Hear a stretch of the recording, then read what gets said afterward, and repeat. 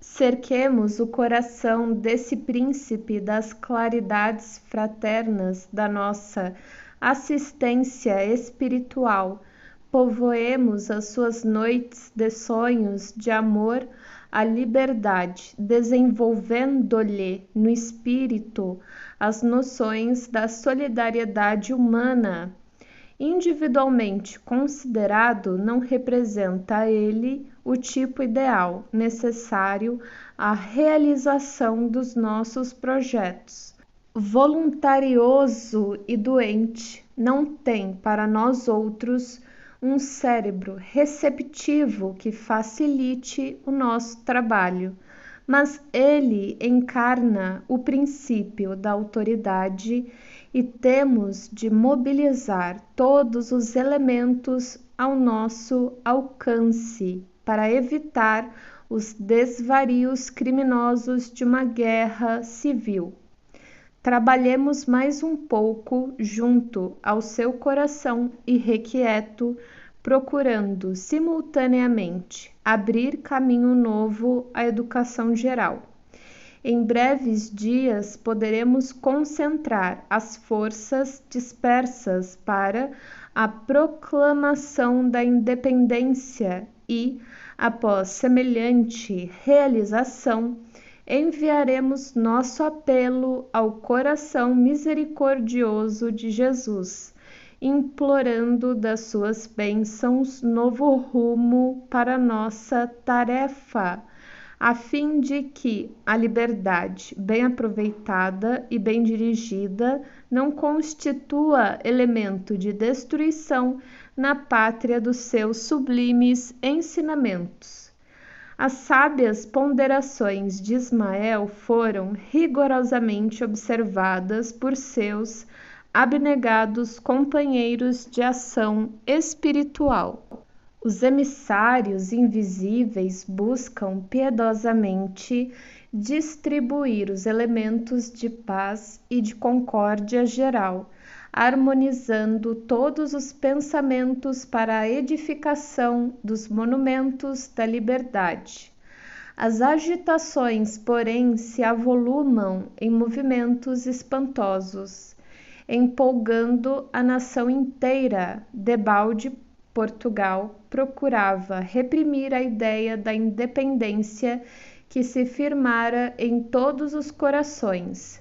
Assim, enquanto os brasileiros discutiam e conspiravam secretamente, a frota do vice-almirante Francisco Maximiano de Souza, sob o comando do coronel Antônio Joaquim Rosado, com 1.200 homens, partia de Lisboa para o Rio de Janeiro, com ordem terminante de repatriar o príncipe Dom Pedro.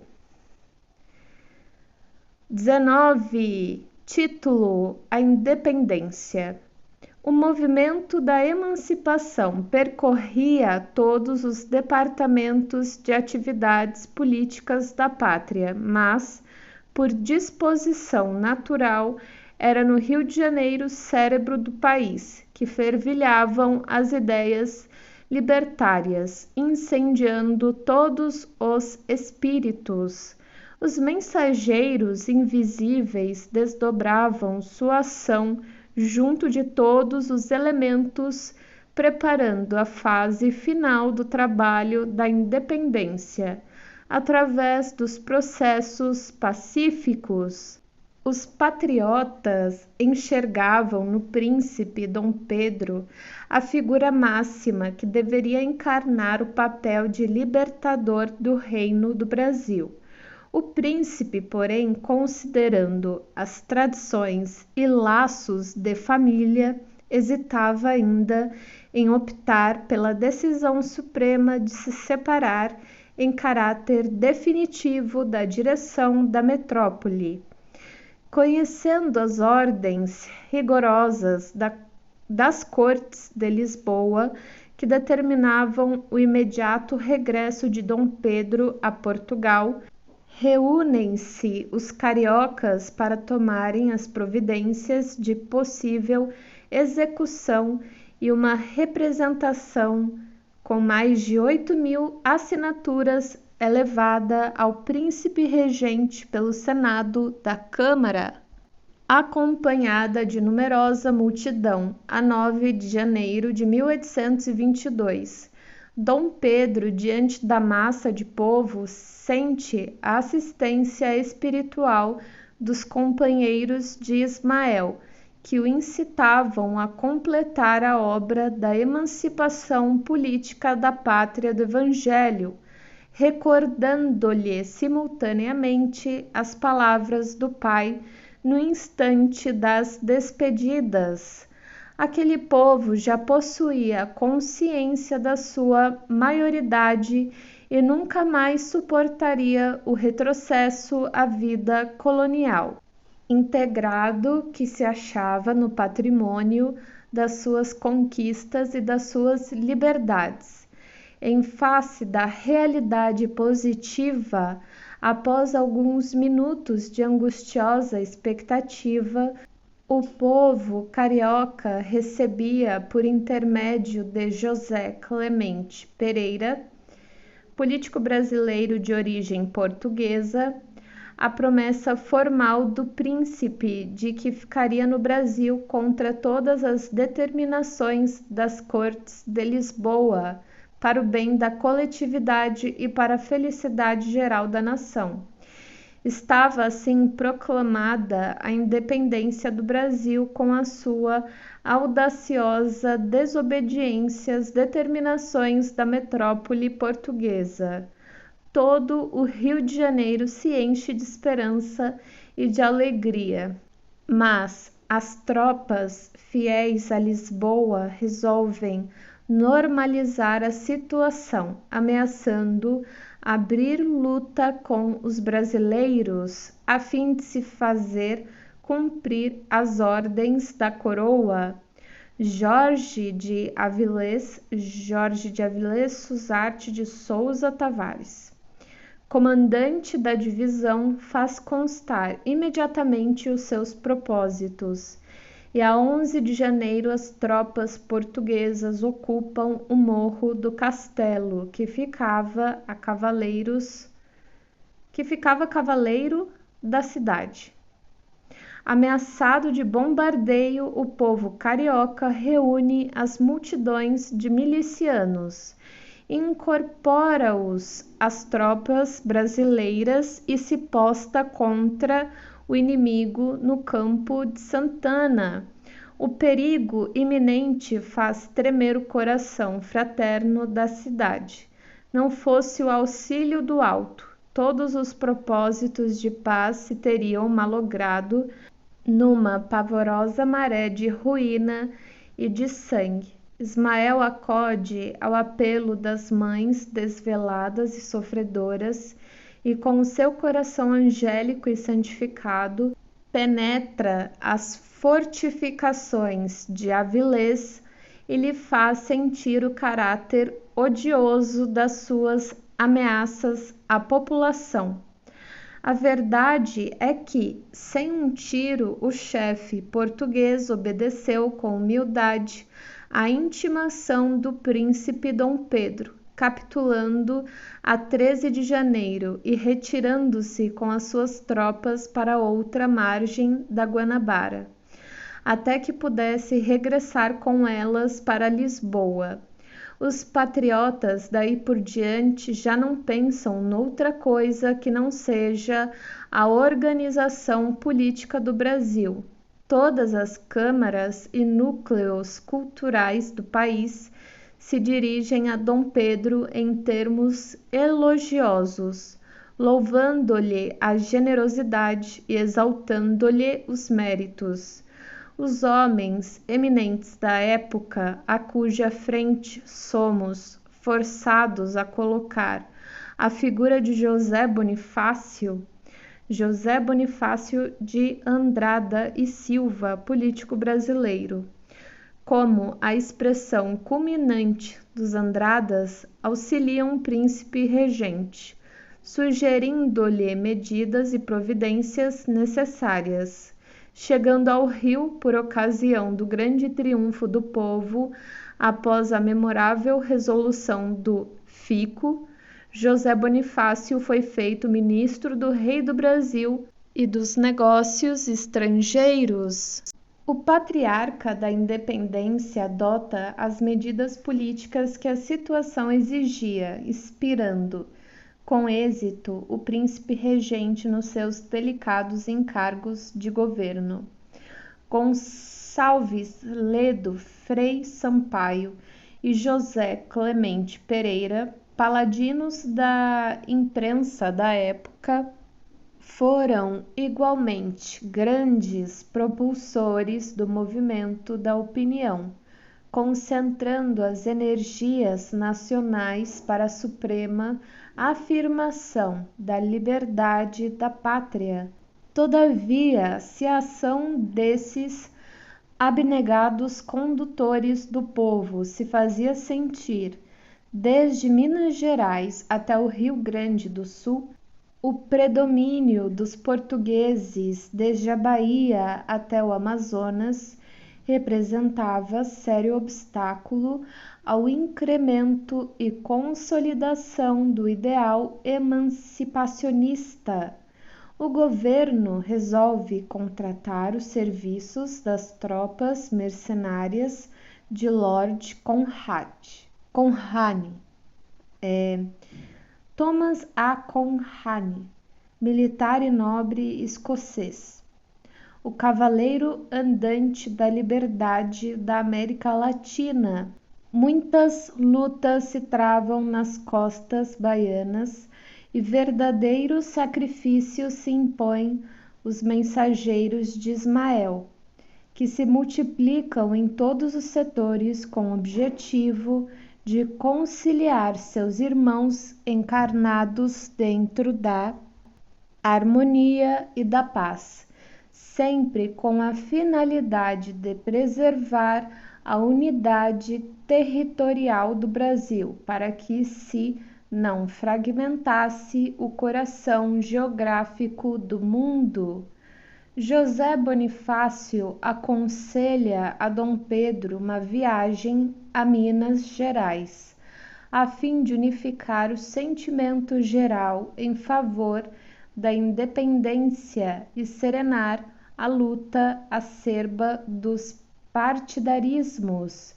Em seguida, outra viagem com os mesmos objetivos realiza o príncipe regente a São Paulo. Os bandeirantes que no Brasil sempre caminharam na vanguarda da emancipação e da autonomia recebem-no com o entusiasmo da sua paixão libertária e com a alegria da sua generosa hospitalidade. E enquanto há música e flores nos teatros e nas ruas paulistas comemorando o acontecimento, as falanges invisíveis se reúnem no colégio de Piratininga. O conclave espiritual se realiza sob a direção de Ismael, que deixa irradiar a luz misericordiosa do seu coração. Ali se encontram heróis das lutas maranhenses e pernambucanas, mineiros e paulistas, ouvindo-lhe a palavra cheia de ponderação e de ensinamentos, terminando a sua alocução pontilhada de grande sabedoria, o mensageiro de Jesus sentenciou: a independência do Brasil, meus irmãos, já se encontra definidamente proclamada desde 1808. Ninguém lhe podia negar ou retirar essa liberdade. A emancipação da pátria do Evangelho consolidou-se, porém, com os fatos verificados nestes últimos dias, e para não quebrarmos a força dos costumes terrenos, escolheremos agora uma data que assinale aos pósteros essa liberdade indestrutível.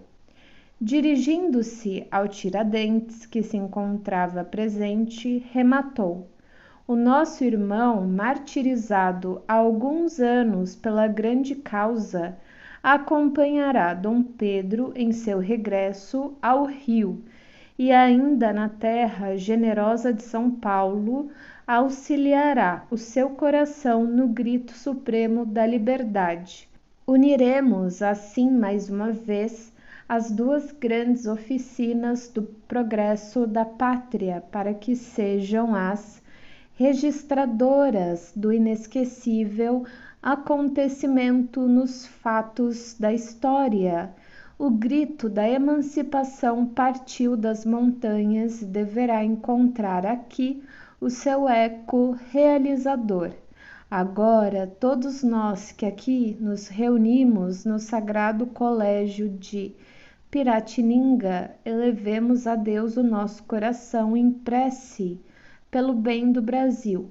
Dali, no âmbito silencioso daquelas paredes respeitáveis, saiu uma vibração nova de fraternidade e de amor.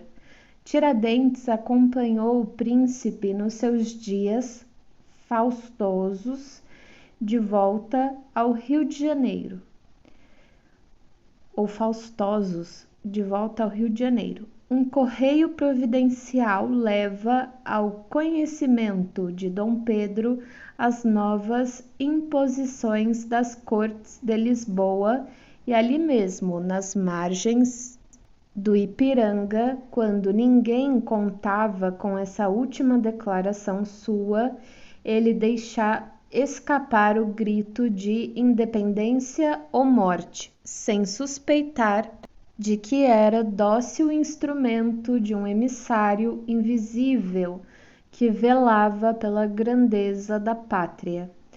Eis porque o 7 de setembro, com escassos comentários da história oficial, que considerava a independência já realizada nas proclamações de 1º de agosto de 1822, passou à memória da nacionalidade inteira como o Dia da Pátria e data inolvidável da sua liberdade. Esse fato despercebido da maioria dos estudiosos representa a adesão intuitiva do povo aos elevados desígnios do mundo espiritual. Próximo capítulo 20, Dom Pedro II, segundo e último imperador do Brasil.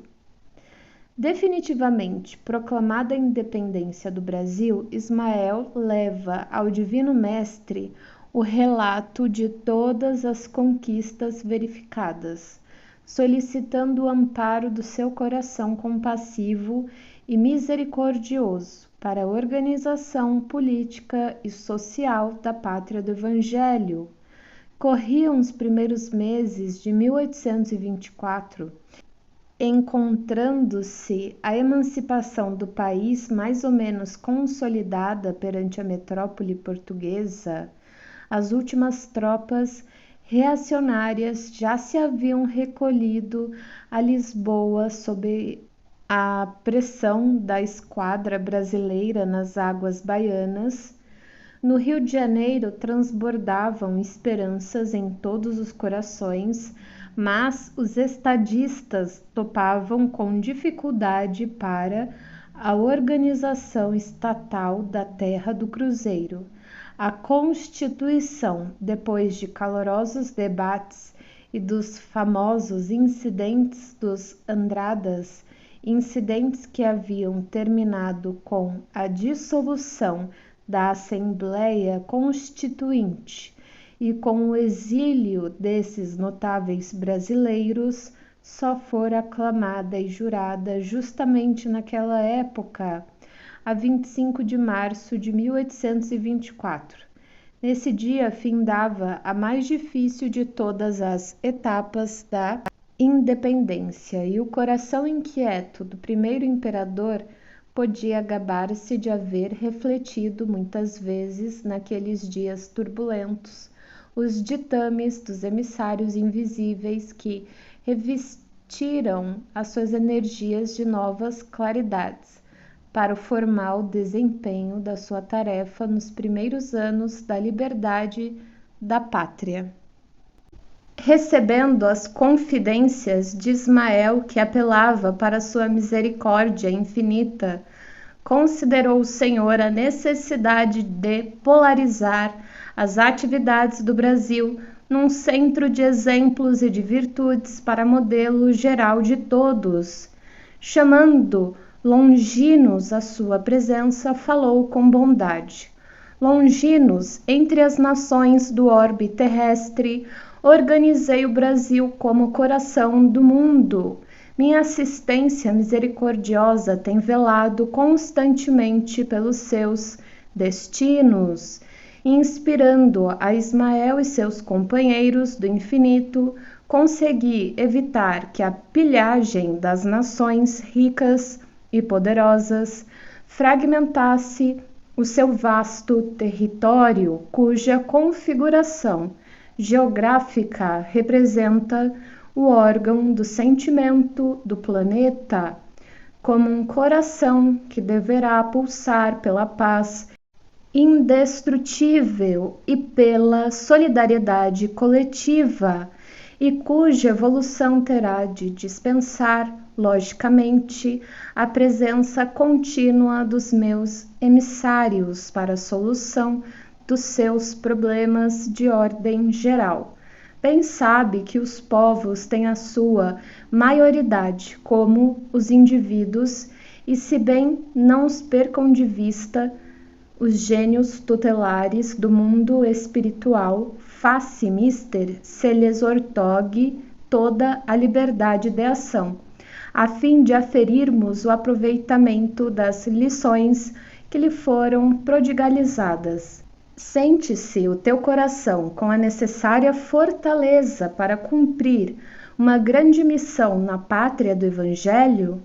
Senhor, respondeu Longinos num misto de expectativa angustiosa e de refletida esperança. Bem conheceis o meu elevado propósito de aprender as vossas lições divinas e de servir à causa das vossas verdades sublimes na face triste da terra.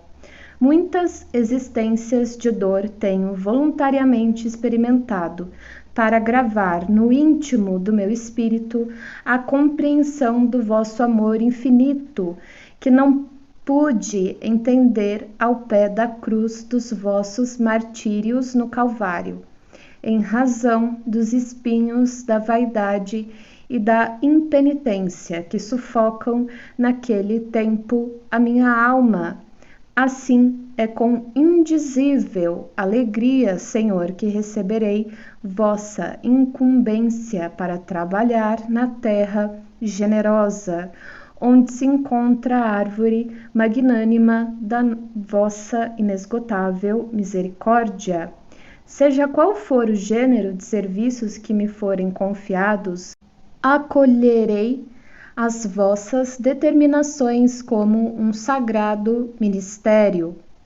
Pois bem, redarguiu Jesus com grande piedade, essa missão, se for bem cumprida por ti, constituirá a tua última romagem pelo planeta escuro da dor e do esquecimento. A tua tarefa será daquelas que requerem o máximo de renúncias e devotamentos. Serás imperador do Brasil, até que ele atinja a sua perfeita maioridade como nação.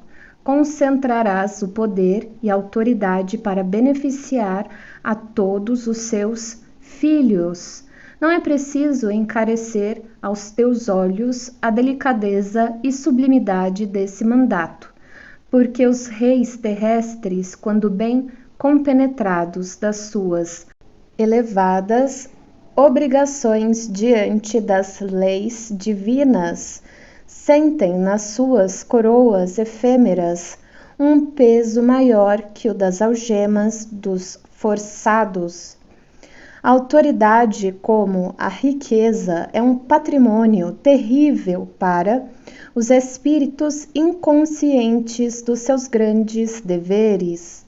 Dos teus esforços se exigirá mais de meio século de lutas e dedicações permanentes. Inspirarei as tuas atividades, mas considera sempre a responsabilidade que permanecerá nas tuas mãos. Ampara os fracos e os desvalidos, corrige as leis despóticas e inaugura um novo período de processo moral para o povo das terras do Cruzeiro.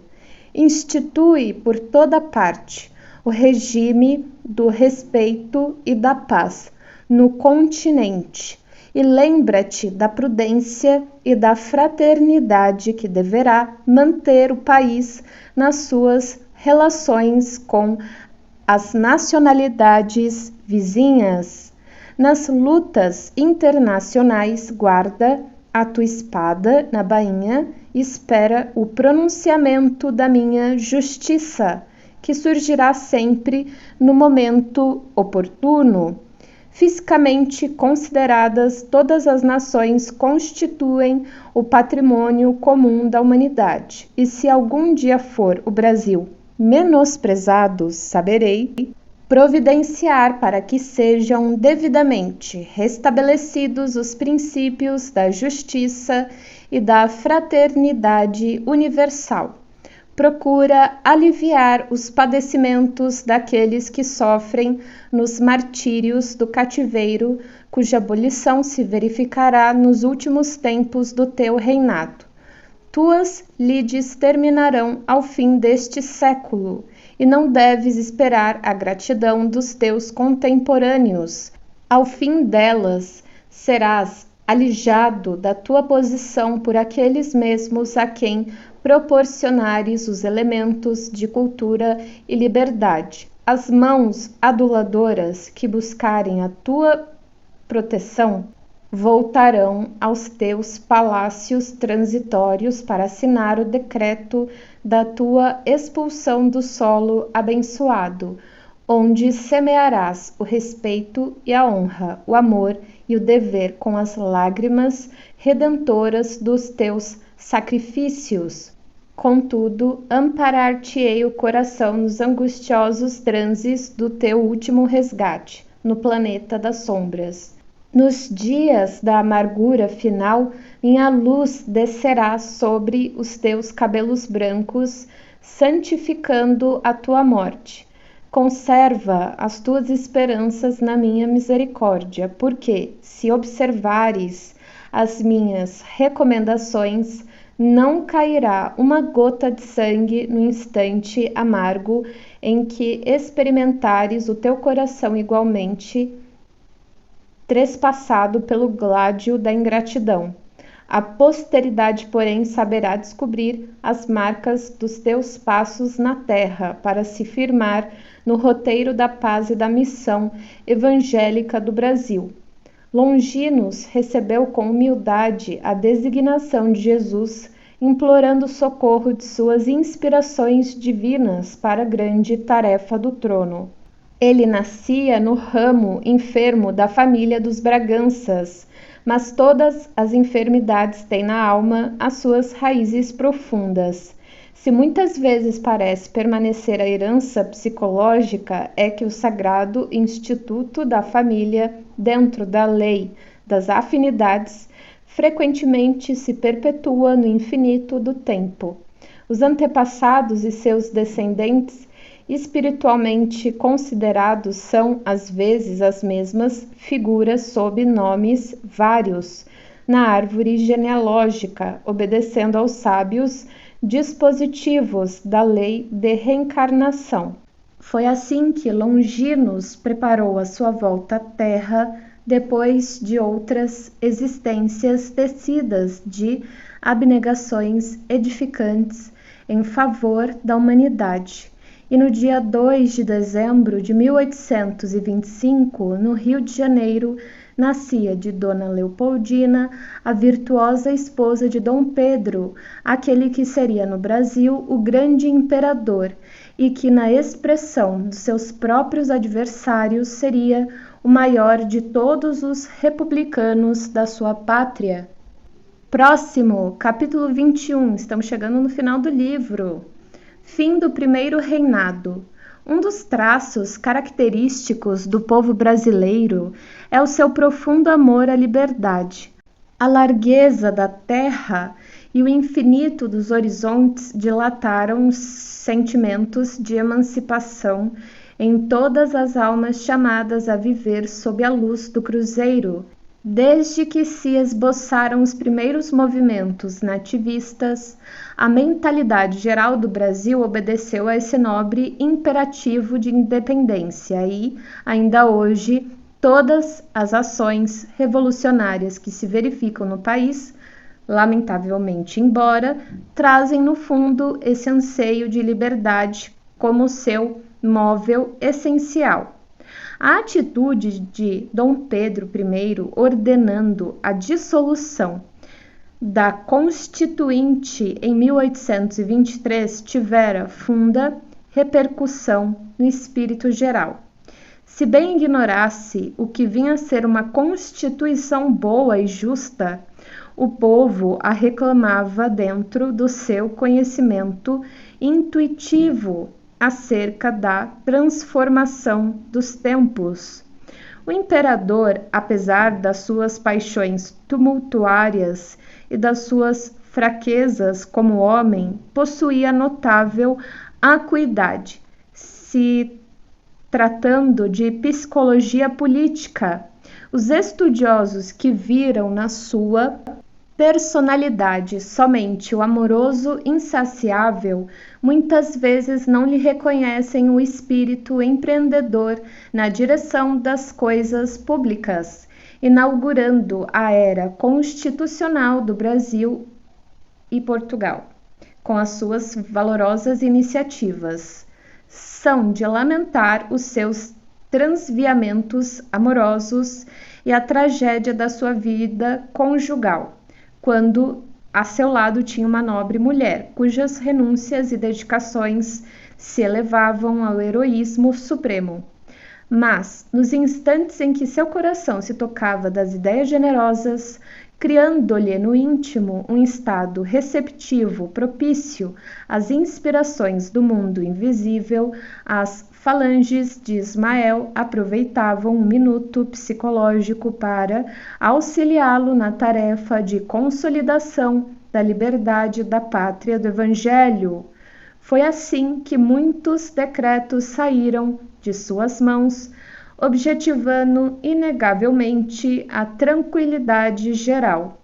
Como dizíamos, a sua resolução extrema de dissolver a Assembleia e auxiliar os Andradas cavara um abismo entre ele e a opinião pública, intransigentemente apaixonada pela emancipação do país. As lutas isoladas se multiplicavam assustadoramente.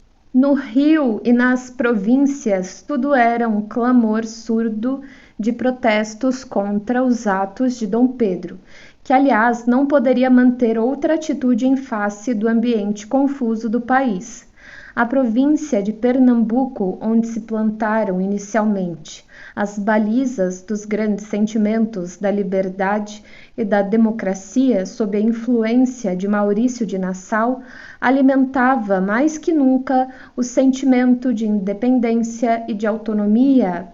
Todas as grandes ideias encontravam no Recife o clima apropriado ao seu desenvolvimento, e foi justamente aí que as deliberações de Dom Pedro feriram mais fundo.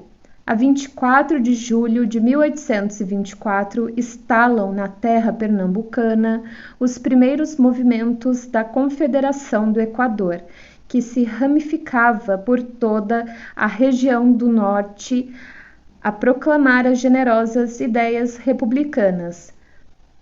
Paes de Andrade coloca-se à frente da ação revolucionária com o fim de agir contrariamente ao imperador, a quem se atribuía o propósito de reunir as coroas do Brasil e de Portugal, reintegrando-se o primeiro na vida colonial. Mas o governo central providencia energicamente Lord Conrani e Lima e Silva. Luís Alves de Lima e Silva, Duque de Caxias, um dos mais importantes militares e estadistas da história do Império do Brasil, são enviados com urgência para extinguir a insurreição. Em Pernambuco, o futuro Marquês do Recife, com todo o seu prestígio entre os lavradores, inicia a defesa do governo imperial e prestigia as tropas enviadas que sufocam o movimento. Os republicanos são vencidos e presos. Paes de Andrade, Manuel de Carvalho Paes de Andrade, político e revolucionário brasileiro, refugia-se num navio inglês, conseguindo escapar à ação repressiva do Império. Mas João Guilherme Ratcliffe, revolucionário brasileiro, e Frei Caneca Joaquim do Amor Divino Rabelo, religioso, político, jornalista e revolucionário brasileiro, pagam com a vida o sonho republicano. Executados militarmente, são eles o doloroso exemplo para os companheiros. Ambos iam, porém, associar-se aos trabalhos do infinito, sob a direção de Ismael, cuja misericórdia alentava as energias da pátria brasileira. Não terminaram com o desaparecimento da Confederação do Equador as agitações intestinais, os reinóis espalhados por todos os recantos do país esperavam um golpe de unificação das duas pátrias, sonhando com o regresso à vida colonial, em benefício dos seus interesses econômicos. Os brasileiros, todavia, entravam em luta com os portugueses, constituindo esses movimentos uma ameaça constante à paz coletiva durante vários anos. O mundo invisível, porém, atua de maneira sensível entre os gabinetes políticos para que a província cisplatina fosse reintegrada em sua liberdade.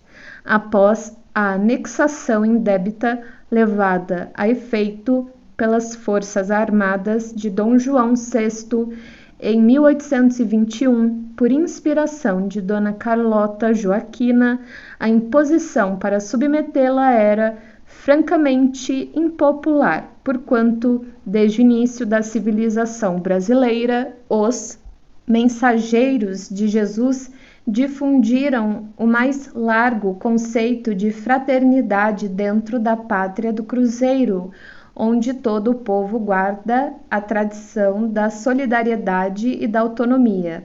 A realidade é que Ismael triunfa sempre. Apesar das primeiras vitórias das armas brasileiras, a província cisplatina, que não era produto elaborado pela pátria do Evangelho nem fruto de trabalho dos portugueses, se separava definitivamente do coração geográfico do mundo, graças à mediação pacífica da Inglaterra para formar o território que veio a constituir a República Oriental do Uruguai.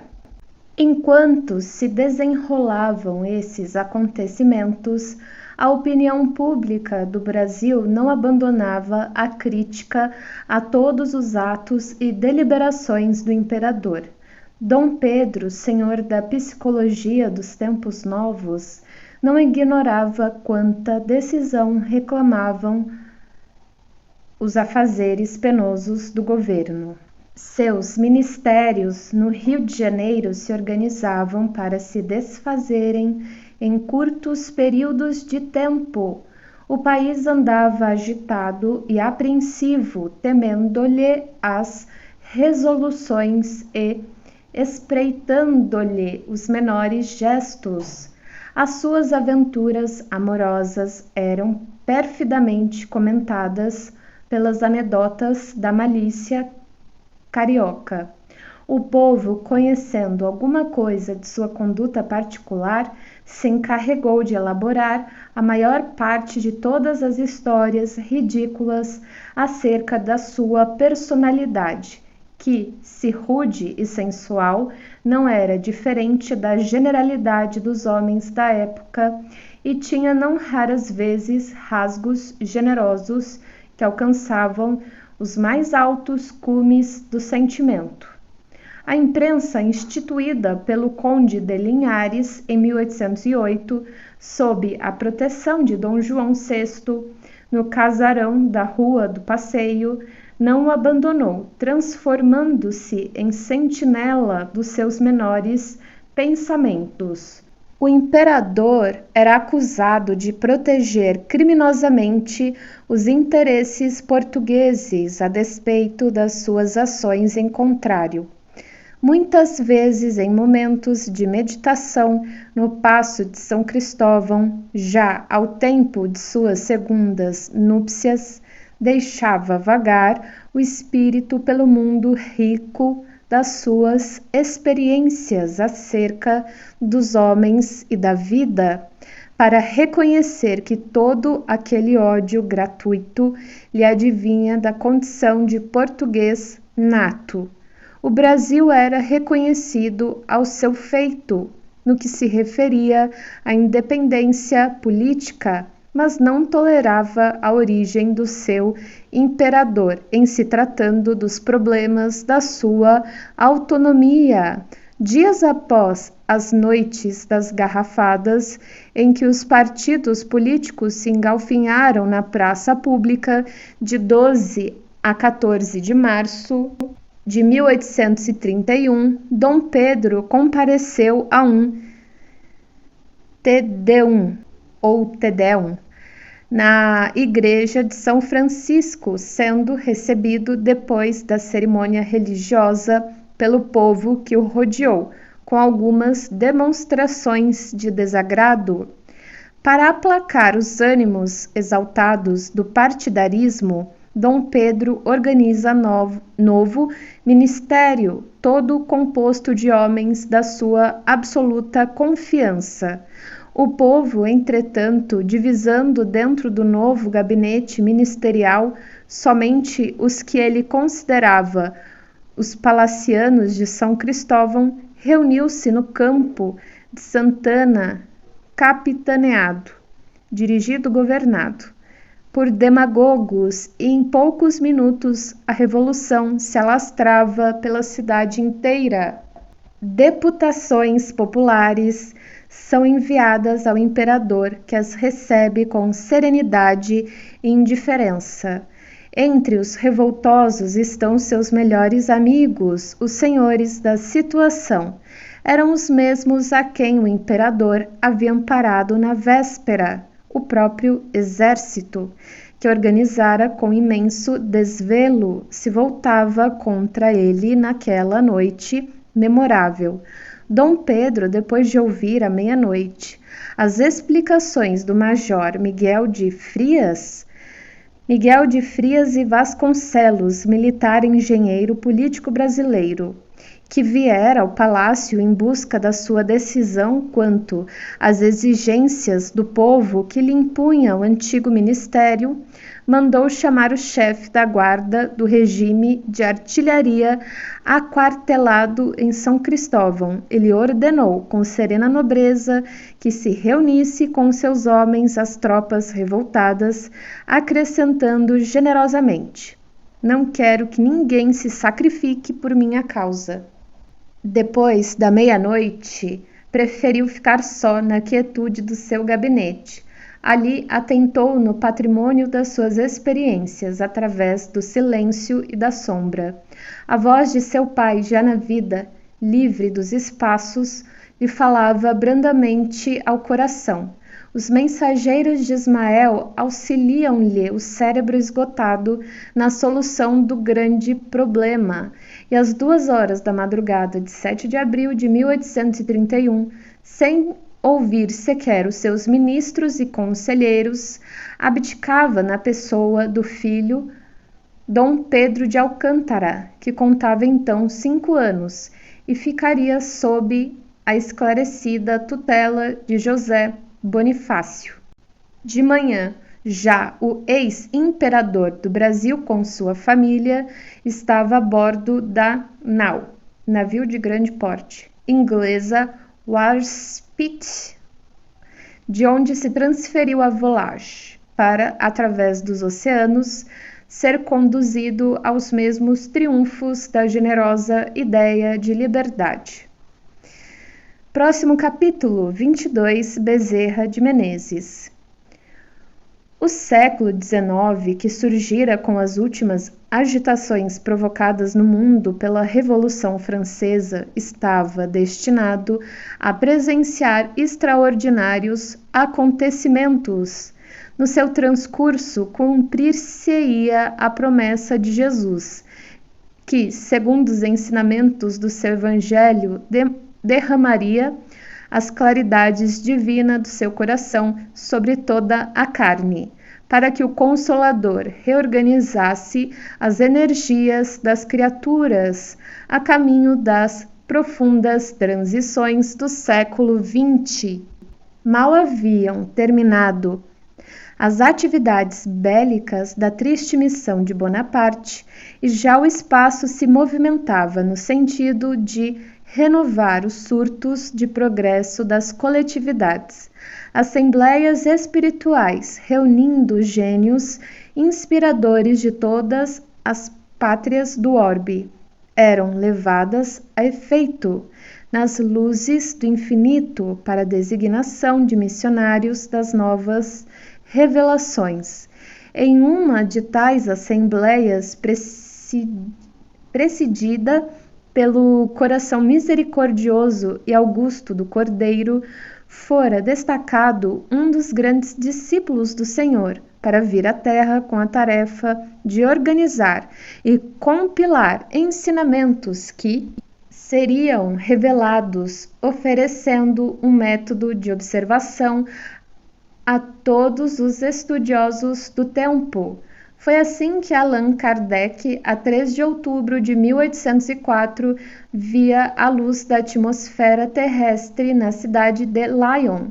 Segundo os planos de trabalho do mundo invisível, o grande missionário, no seu maravilhoso esforço de síntese, contaria com a cooperação de uma pleiade de auxiliares da sua obra, designados particularmente para coadjuvá-lo nas individualidades de João Batista Rothschild, que organizaria o trabalho da fé, de Leon Denis, que efetuaria o desdobramento filosófico, de Gabriel Delany, que apresentaria a estrada científica, e de Camille Flammarion, que abriria as cortinas dos mundos, desenhando as maravilhas das paisagens celestes, cooperando assim na codificação kardeciana no velho mundo e dilatando-a com os necessários complementos. Ia resplandecer a suave luz do Espiritismo, depois de ser certificado o Senhor da defecção espiritual das igrejas mercenárias, que falavam no globo em seu nome. Todas as falanges do infinito se preparam para a jornada gloriosa. As abnegadas coortes de Ismael trazem as suas inspirações para as grandes cidades do país do Cruzeiro, conseguindo interessar indiretamente grande número de estudiosos. As primeiras experiências espíritas na pátria do Evangelho começaram pelo problema das curas. Em 1818, já o Brasil possuía um grande círculo homeopático sob a direção do mundo invisível.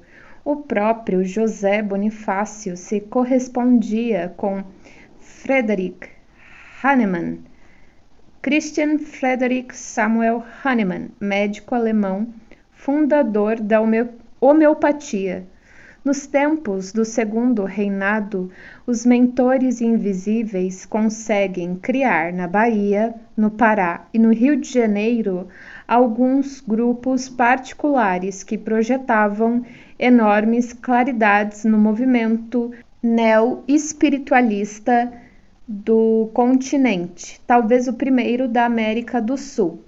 Antes dessa época, quando prestes a findar o primeiro reinado, Ismael reúne no espaço os seus dedicados companheiros de luta e organizada a venerável assembleia, o grande mensageiro do Senhor esclarece a todos sobre os seus elevados objetivos. Irmãos, expôs ele, o século atual, como sabeis, vai ser assinalado pelo advento do Consolador à face da terra. Nestes 100 anos se efetuarão os grandes movimentos preparatórios dos outros 100 anos que hão de vir. As rajadas de morticínio e de dor avassalarão a alma da humanidade no século próximo, dentro do imperativo das transições necessárias, que serão o sinal do fim da civilização precária do Ocidente. Faça, mister, amparemos o coração atormentado dos homens nessas grandes amarguras, preparando-lhes o caminho da purificação espiritual através das sendas penosas. É preciso, pois, preparemos o terreno para a sua estabilidade moral nesses instantes decisivos dos seus destinos. Numerosas fileiras de missionários encontram-se disseminadas entre as nações da terra, com o fim de levantar a palavra da boa nova do Senhor, esclarecendo os postulados científicos que surgirão neste século nos círculos da cultura terrestre. Uma verdadeira renascença das filosofias e das ciências se verificará no transcurso destes anos, a fim de que o século XX seja devidamente esclarecido como elemento de ligação entre a civilização em vias de desaparecer e a civilização do futuro, que assentará na fraternidade e na justiça, porque a morte do mundo, prevista na lei e nos profetas, não se verificará por enquanto com referência à constituição física do globo, mas quanto às suas expressões morais, sociais e políticas, a civilização armada terá de perecer para que os homens se amem como irmãos. Concentraremos agora os nossos esforços na terra do Evangelho para que possamos plantar no coração de seus filhos as sementes benditas que mais tarde frutificarão no solo abençoado do Cruzeiro. Se as verdades novas devem surgir, primeiramente, segundo os imperativos da lei natural, nos centros culturais do velho mundo, é na pátria do Evangelho que lhes vamos dar vida, aplicando-as na edificação dos monumentos triunfais do Salvador. Alguns dos nossos auxiliares já se encontram na terra, esperando o toque de reunir de nossas falanges de trabalhadores devotados, sob a direção compassiva e misericordiosa do Divino Mestre. Houve na alocução de Ismael uma breve pausa.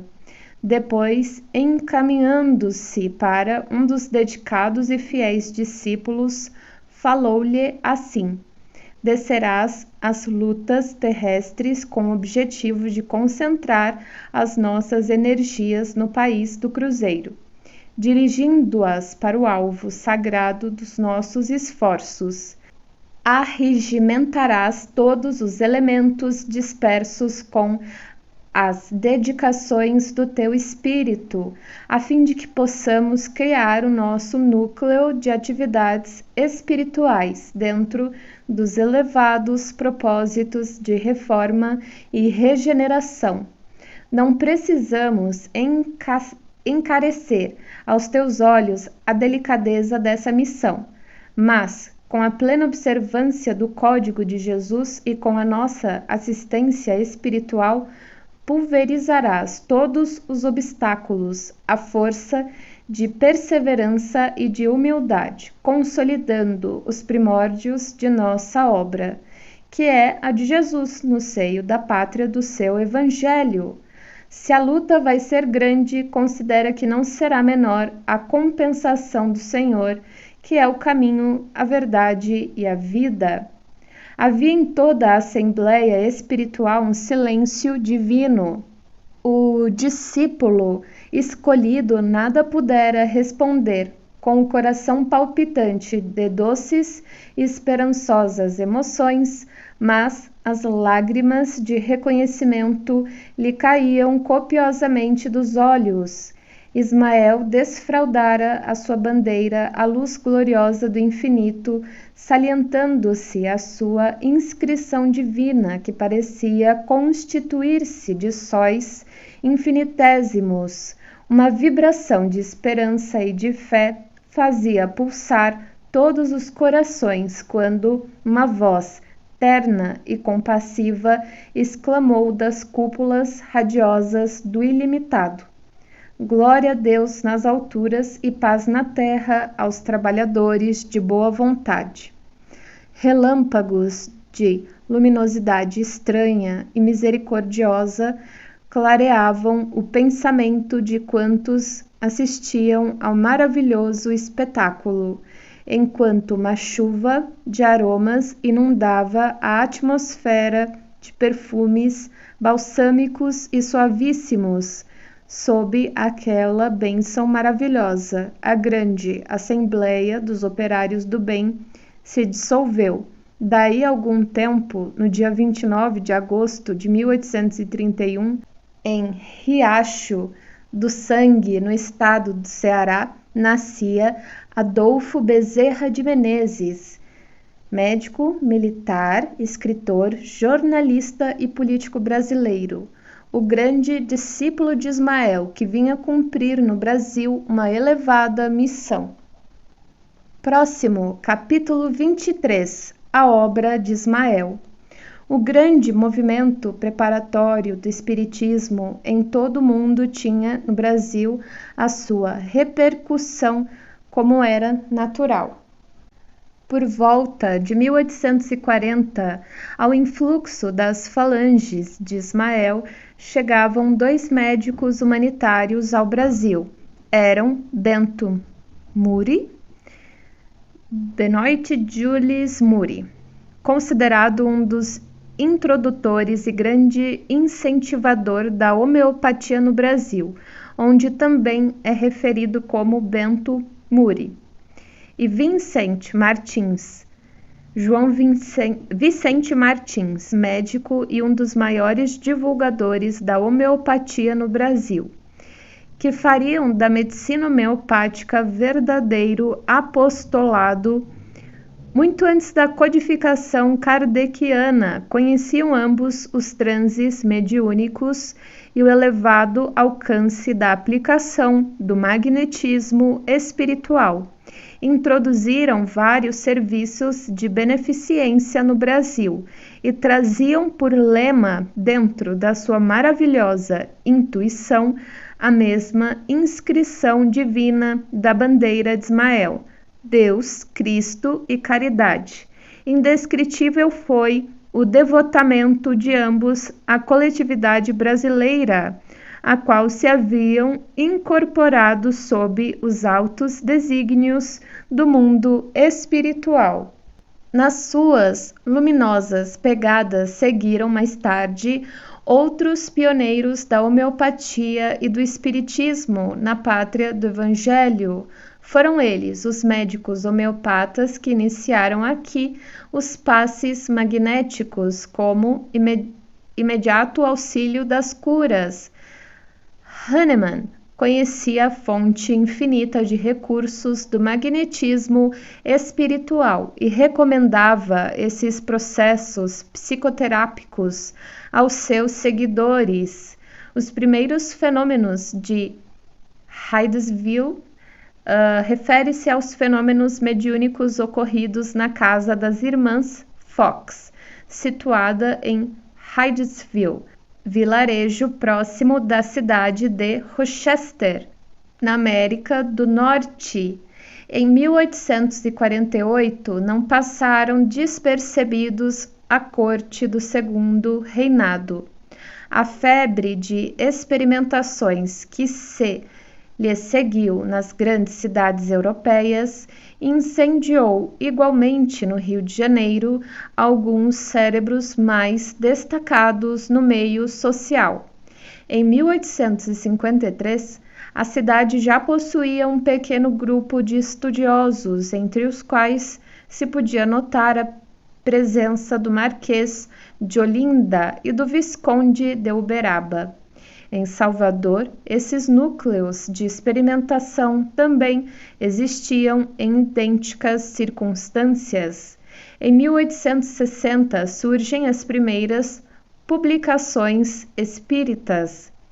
Em 1865, o doutor Luiz Olímpio Teles de Menezes, jornalista brasileiro considerado como um dos pioneiros do espiritismo no país, com alguns colegas, replicava pelo Diário da Bahia a um artigo algo irônico de um cientista francês desfavorável ao espiritismo, publicado na Gazeta Médicale e transcrito no jornal referido.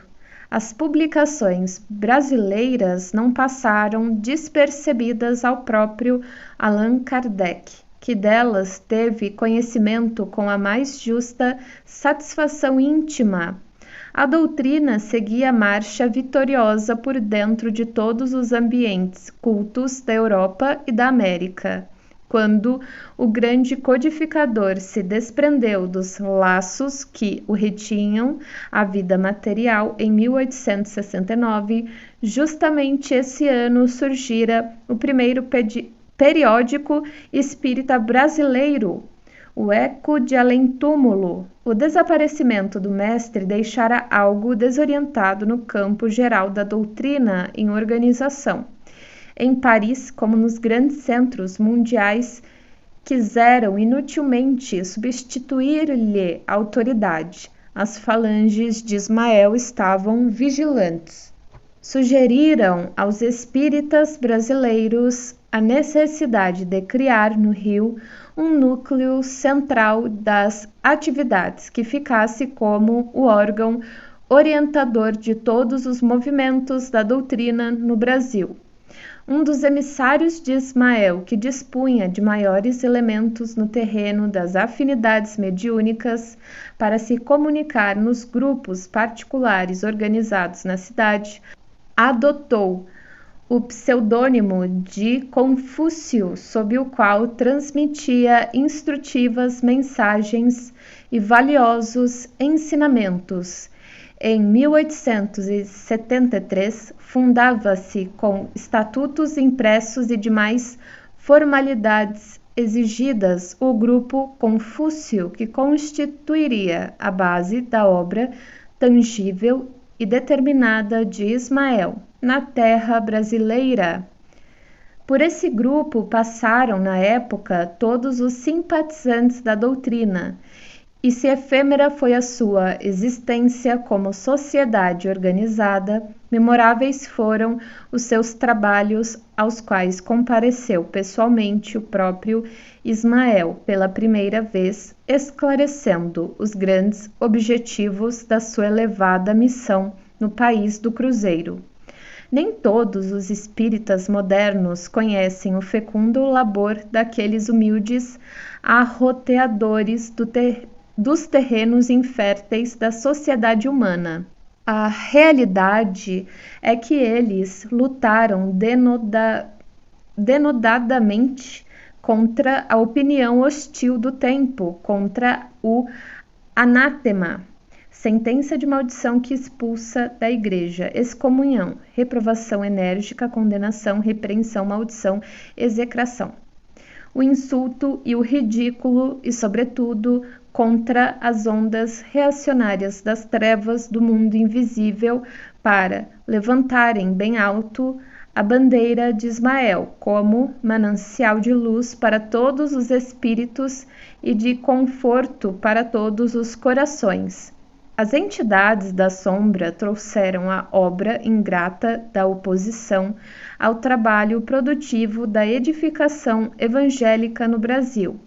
Bem sabemos que, assim como Aquiles possuía um ponto vulnerável no seu calcanhar, o homem em si, pela sua vaidade e fraqueza, também tem um ponto vulnerável em todos os escaninhos da sua personalidade espiritual, e os seres das trevas, se não conseguiram vencer totalmente os trabalhadores, conseguiram desuni-los no palco dos seus serviços à grande causa. O grupo Confúcio teve uma existência de 3 anos rápidos, os mensageiros de Ismael triunfando da discórdia que destruía o grande núcleo nascente.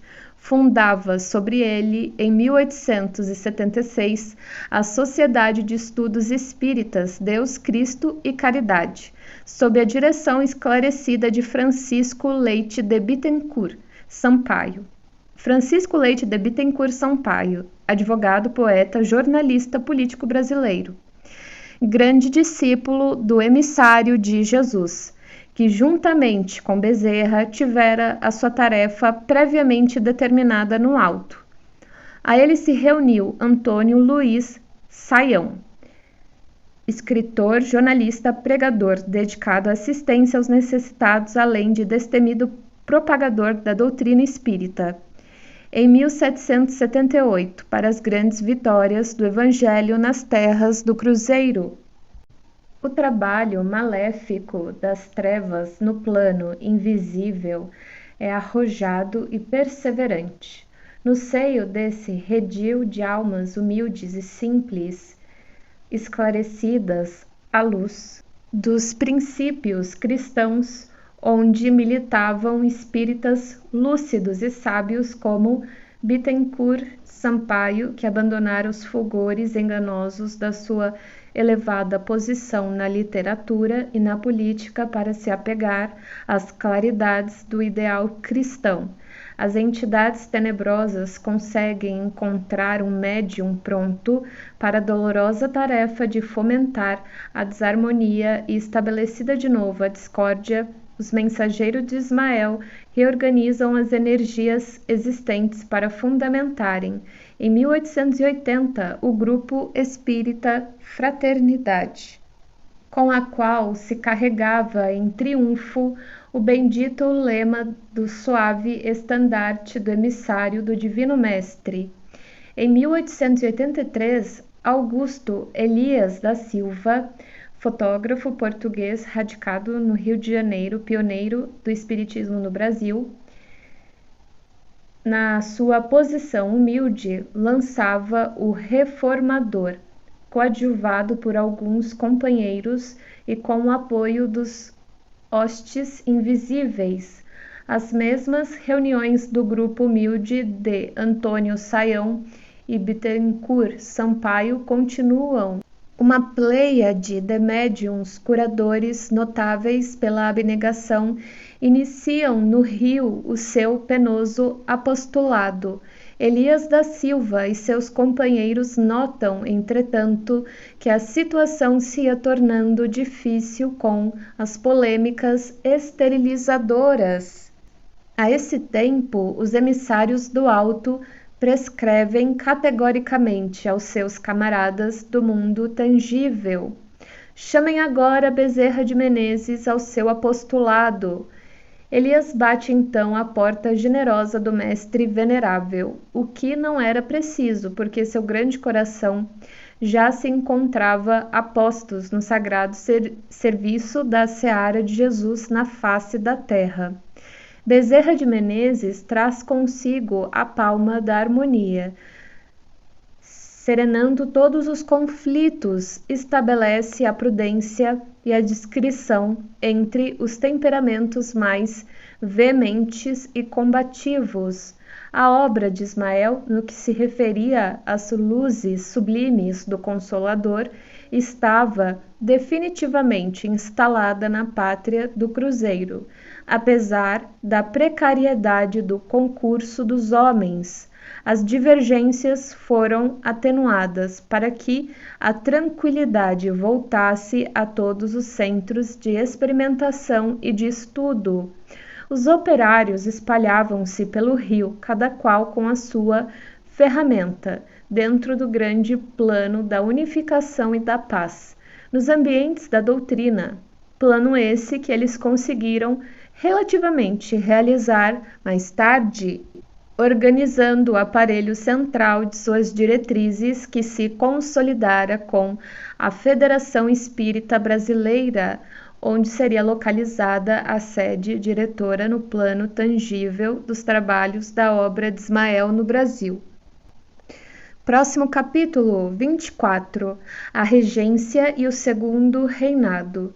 Ninguém no Brasil poderia supor que Dom Pedro I abandonasse o país precipitadamente, como fez a 7 de abril de 1831.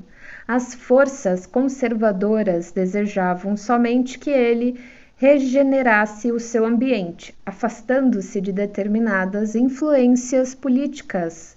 O resultado da inesperada abdicação foi a desordem, que se propagou a todos os recantos, provocando descontentamentos e sedições.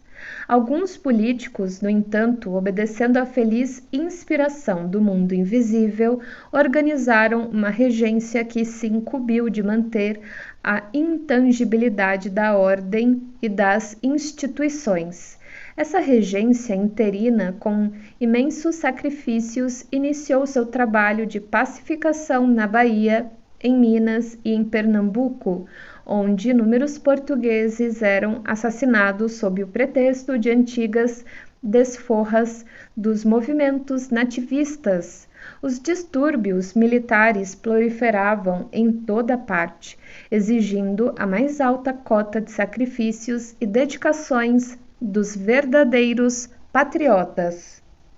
O exército, desde os acontecimentos de 7 de abril, caracterizava as suas atitudes pela revolta e pela indisciplina. O norte do país vivia sob o regime do sangue e da morte. O povo de Pernambuco, humilhado pelas incursões da soldadesca amotinada que lhe feriam os brios e as tradições, veio a campo, travando-se os mais fortes combates, em que pereceram ou foram presos muitas centenas de indisciplinados. Esses protestos e esses exemplos, todavia, não conseguiram eliminar a luta persistente e pavorosa. A guerra civil continuou anos a fio, à sombra das matas, estendendo-se ao Pará com o seu rastilho de miséria e de sangue.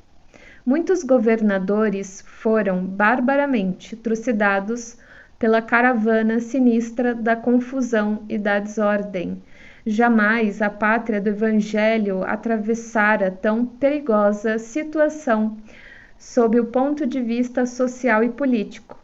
O partidarismo envenenava todos os ambientes com a vasa de suas paixões desenfreadas, e não fossem os mananciais do pensamento e da economia fixados por Ismael nas regiões do Rio de Janeiro, de São Paulo e Minas, que asseguraram a própria estabilidade nacional, talvez não pudesse o Brasil resistir ao elemento embrutecedor que suprimiria para sempre a sua unidade territorial.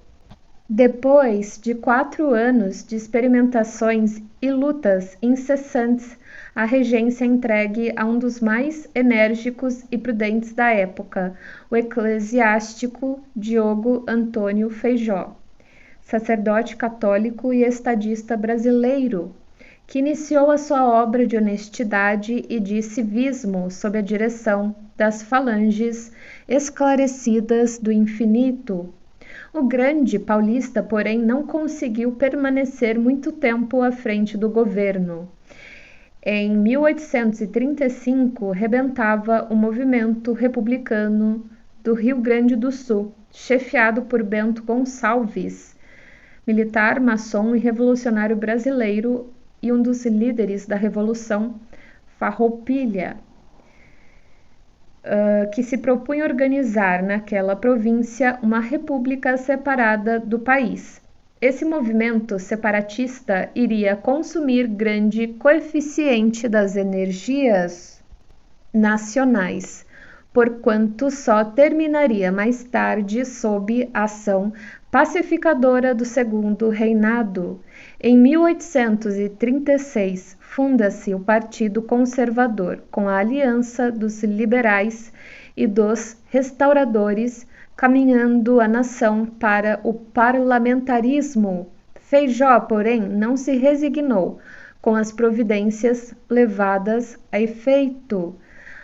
A seu ver, não era possível governar eficientemente dentro de um regime que se lhe afigurava de excessiva liberdade. Renunciou nobremente ao cargo, chamando ao poder Araújo Lima, que era nesse tempo a autoridade suprema das forças oposicionistas. Então a imprensa brasileira já não contava com a palavra de concórdia e conciliação de Evaristo da Veiga, jornalista e político brasileiro, que depois de cumprir sua tarefa no país do Cruzeiro, regressara à pátria universal, incorporando-se às hostes esclarecidas do infinito. A imprensa, hoje considerada como o sexto sentido dos povos e que, naqueles tempos, mal ensaiava os primeiros passos no Brasil, não podia, portanto, ser o órgão de esclarecimento geral da nação. E a luta prosseguiu, ensanguentando o país ao longo de todas as suas fronteiras. A afusão dos objetivos de liberais e conservadores constituiu a base da opinião livre que embelezou o regime parlamentar no Segundo Reinado, estruturando-se a Câmara sob o modelo das praxes e dos costumes ingleses. Percebendo, contudo, a exaltação dos espíritos em geral, os liberais solicitaram em 1840 a declaração da maioridade do imperador, que na época contava 15 anos incompletos. Semelhante acontecimento representava um golpe nos dispositivos constitucionais, porém, todos os políticos reconheciam no jovem imperante a mais elevada madureza de raciocínio e as qualidades que lhe exornavam o caráter. Uma comissão de homens influentes procura-o no Paço Imperial, obtendo o seu imediato assentimento. Dentro de poucos dias foi Dom Pedro II declarado maior, por entre as mais sãs esperanças do país e sob a confiança dos mentores do alto, os quais seguiriam de perto a sua trajetória no trono. A regência ficava assinalada no tempo como uma das mais belas escolas de honradez e de energia do povo brasileiro, vivendo numa atmosfera de franca antipatia popular pelas medidas de repressão que lhe cumpria executar, flutuando como instrumento de conciliação entre as marés bravias do separatismo no Sul. Os vagalhões impetuosos da opinião partidária nas cidades centrais e as ondas tumultuárias das lutas ao norte, todos aqueles homens que passaram pela regência foram compelidos aos mais elevados atos de renúncia pelo bem coletivo, praticando com isso verdadeiro heroísmo, a fim de que se conservasse intacto para gerações do futuro o patrimônio territorial e a escola das instituições na objetivação luminosa da civilização do Evangelho, sob a luz cariciosa do cruzeiro. No ano de 1841 foi coroado o jovem imperador. Não obstante a sua condição de adolescente, Dom Pedro II, assistido pelas numerosas legiões do bem que o rodeavam no plano invisível, tomava o cetro e a coroa, consciente da responsabilidade gravíssima que lhe pesava sobre os ombros. A sua primeira preocupação administrativa foi pacificar o ambiente intoxicado de sedições e rebeldias. Prestigiando Caxias, consegue levantar a bandeira branca da paz nas províncias de São Paulo e Minas, após os desfechos de Venda Grande e de Santa Luzia. Daí algum tempo, com a sua política de moderação e tolerância, consegue estabelecer a tranquilidade geral em todo o Rio Grande do Sul, com a anistia plena e com respeito às honras militares de todos os chefes da insurreição. Depois dos esgotamentos a que o país inteiro fora conduzido pela ação corrosiva dos processos revolucionários, o Brasil ia regenerar suas forças orgânicas dentro de um largo período de paz, no qual as falanges esclarecidas de Ismael, inspirando a generosa autoridade do imperador, argamassariam as bases do pensamento republicano sobre as ideias de fraternidade e liberdade, a caminho das grandes realizações do porvir. Próximo capítulo 25, a Guerra do Paraguai. O segundo reinado, depois das angustiosas expectativas do período revolucionário, atravessava uma época de paz, em que se consolidavam as suas conquistas no terreno da ordem e da liberdade. Dom Pedro II, à medida que ia ampliando o patrimônio das suas experiências em contato com a vida e com os homens, amadurecia cada vez mais as belas qualidades do seu coração e da sua inteligência.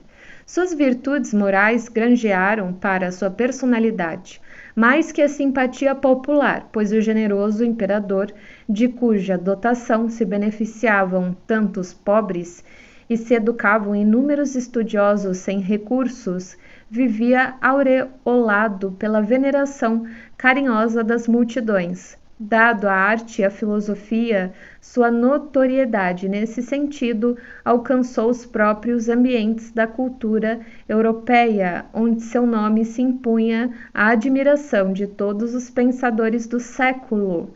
No problema constitucional, todavia, o imperador muitas vezes se abstraía dos textos legais para consultar os interesses gerais da nação, norteando-se muito mais pela imprensa que pela opinião pessoal de seus ministros, o que desgostava profundamente os políticos da época, que encaravam essas atitudes como impertinências do monarca republicano da América, afigurando-se-lhes que ele se deixava atrair pelas resoluções ilegais. A verdade, contudo, é que o Brasil nunca atravessou um período de tamanha liberdade de opinião. Somente as nacionalidades de origem saxônia gozavam a esse tempo no planeta da mesma independência e das mesmas liberdades publicanas. Numerosas conquistas, nesse particular, se consolidaram sob a administração do imperador generoso e liberalíssimo. Em 1850, iniciava-se a plena supressão do tráfico negro, realizando-se a abolição por etapas altamente significativas. Em 1843, Dom Pedro II desposara Dona Teresa Cristina Maria, princesa das Duas Sicílias, que viria a partilhar com ele no sagrado Instituto da Família da mesma abnegação e amor pelo bem do Brasil. No mundo invisível, as falanges de Ismael não se descuravam da pátria do Evangelho, enviando para a administração do segundo reinado os elevados espíritos que seriam colaboradores do grande imperador na solução dos relevantes problemas da abolição, da economia e da liberdade. Foi assim que, naquela época de organização da pátria, apareceram homens e artistas extraordinários como Rio Branco e Mauá, Castro Alves e Pedro Américo, que vinham com elevada missão ideológica nos quadros da evolução política e social da pátria do Cruzeiro. O homem, porém, terá de constituir o patrimônio do seu progresso e iluminar o caminho da sua redenção à custa dos próprios esforços e sacrifícios na senda pedregosa da experiência individual. Ora, em meio dessas lutas, o poder moderador da coroa não conseguiu eliminar certo fundo de vaidade que se foi estratificando na alma nacional, fazendo-lhes sentir a sua supremacia sobre as demais nações americanas do Sul. Dentro dessas ideias perigosas da vaidade coletiva, sentia-se o Brasil erradamente com o direito de interferir nos negócios dos estados